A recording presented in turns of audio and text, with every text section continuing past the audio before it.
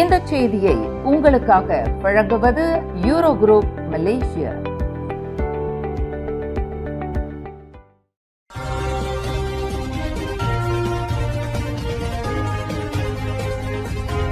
வணக்கம். திசைகளின் 5 மணி செய்திகள். மாமன்னரின் திடீர் மக்கள் சந்திப்பு, பொதுமக்கள் உற்சாகம்.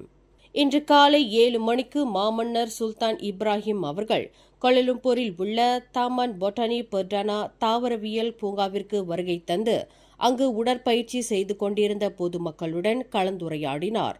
மாமன்னரின் இந்த திடீர் வருகை பொதுமக்களை ஆச்சரியப்படுத்தியதுடன் அவர்களுடன் மனம் விட்டு பேசவும் புகைப்படம் எடுத்துக்கொள்ளவும் அவர் ஆர்வம் காட்டினார். வார இறுதி பொழுதுபோக்கிற்காக வந்திருந்த பல்வேறு தரப்பு மக்களும் மாமன்னருடன் உரையாடி மகிழ்ந்தனர். மாமன்னருடைய இந்த மக்கள் சந்திப்பு நாட்டின் உயரிய தலைவர் மக்களுடன் நெருக்கமாக பழகும் தன்மையை எடுத்துக்காட்டியது. பொது மருத்துவமனைகளிலும் அரசாங்க கிளினிக்குகளிலும் பகடிவதையை தடுப்பதற்கான புதிய வழிகாட்டுதல்களை அக்டோபர் மாதம் உலக மனநல தினத்தை முன்னிட்டு சுகாதார அமைச்சு வெளியிடவுள்ளது. இந்த வழிகாட்டுதல்கள் பாதுகாப்பான, இணக்கமான பணியிட சூழலை உருவாக்குவதை நோக்கமாக கொண்டுள்ளன. இது பணியாளர்களின் உளவியல் நல்வாழ்வுக்கான அமைச்சின் உறுதிப்பாட்டை பிரதிபலிப்பதாக சுகாதார அமைச்சர் டாக்டர் ஜுல்கிஃப்லி அமாட் கூறினார்.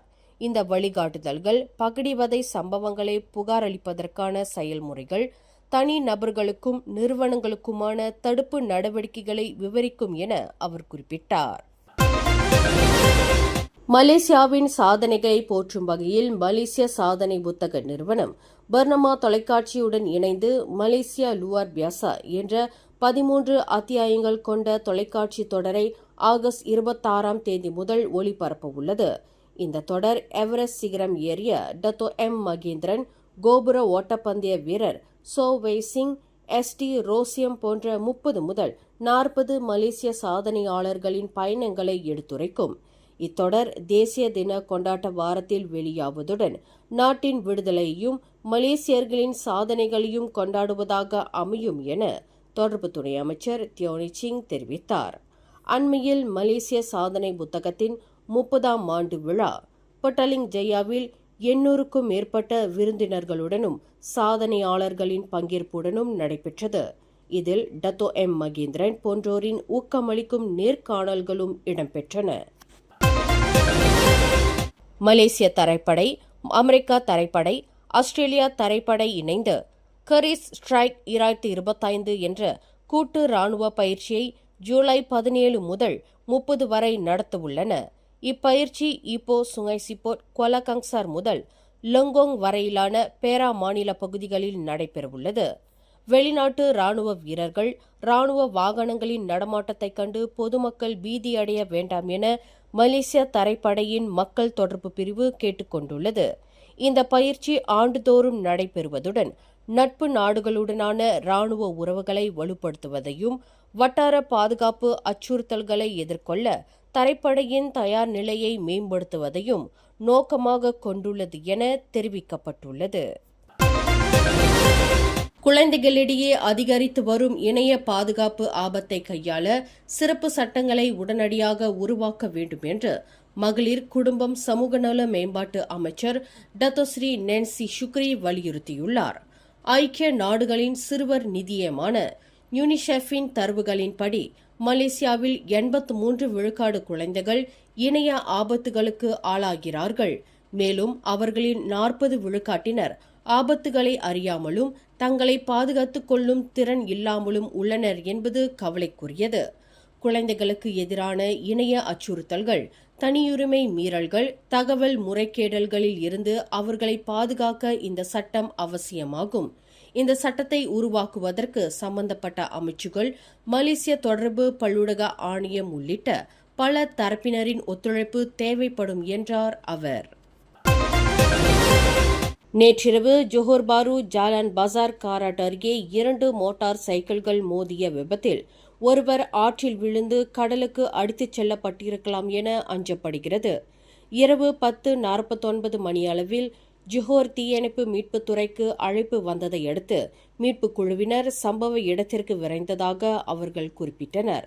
ஒரு யமஹா மோட்டார் சைக்கிள் மீட்கப்பட்டாலும் மற்றொரு மோட்டார் சைக்கிள் ஆற்றில் விழுந்திருக்கலாம் என சந்தேகிக்கப்படுகிறது.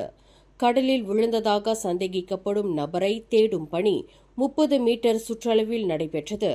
ஆனால் அவர் இன்னும் கண்டுபிடிக்கப்படவில்லை. இந்த சம்பவம் குறித்து மேலதிக விசாரணைகளுக்காக காவல்துறையிடம் ஒப்படைக்கப்பட்டுள்ளது. கடந்த வியாழக்கிழமை புஞ்ச அலாம் LBS அலாம் பொர்டனாவில் வீட்டிலிருந்து காணாமல் போனதாக அறிவிக்கப்பட்ட 13 வயது சிறுமி நேற்று பத்திரமாக கண்டுபிடிக்கப்பட்டு வீட்டிற்கு திரும்பியுள்ளார். சுங்கைபுலோ மாவட்ட காவல்துறை தலைவர் சூப்பரிண்டென்டன்ட் முகமது ஹபீஸ் முகமது நூர் இச்செய்தியை உறுதிப்படுத்தியுள்ளார். சிறுமியின் தாயார் அளித்த புகாரின் அடிப்படையில் காவல்துறை தேடுதல் நடவடிக்கைகளை மேற்கொண்டது. இந்த விவகாரத்தில் உதவி செய்த அனைவருக்கும் அவர் நன்றி தெரிவித்தார். கள்ளத்தனமாக கச்சா செம்பனை எண்ணெய் கடத்திய இருவரை புக்கிட் அமான் போக்குவரத்து புலனாய்வு அமலாக்கப் பிரிவின் நடவடிக்கை புலனாய்வு பிரிவினர் கைது செய்துள்ளனர்.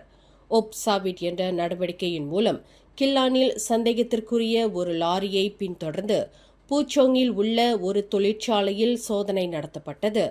இந்த சோதனையில் சுமார் 4000 லிட்டர் செம்பனை எண்ணெய் கொண்ட 4 கொள்கலன்கள், 500 கிலோகிராம் பயன்படுத்தப்பட்ட எண்ணெய், 13,500 லிட்டர் கச்சா செம்பனை எண்ணெய் கொண்ட 5 தொட்டிகள் உட்பட 2,12,200 ரிங்கிட் மதிப்புள்ள பொருட்கள் பறிமுதல் செய்யப்பட்டதாக JSPT புக்கிட் அமான் JSPT தலைமை இயக்குநர் டத்தோஸ்ரீ முகமது யூஸ்ரி அசன் பஸ்ரி தெரிவித்தார். முறையான உரிமம் இல்லாமல் செம்பனை எண்ணெய் வைத்திருந்ததற்காக 36 வயது லாரி ஓட்டுநரும் 44 வயது தொழிற்சாலை பொறுப்பாளரும் கைது செய்யப்பட்டனர். மேலும் செய்திகளை தெரிந்து கொள்ள கீழே இருக்கும் பெல் பட்டனை அழுத்துங்கள். உங்கள் மகிழ்ச்சியை வெளிப்படுத்த லைக் மற்றும் ஷேர் செய்யுங்கள். தொடர்ந்து திசைகளோடு இணைந்திருக்க சப்ஸ்கிரைப் செய்யுங்கள்.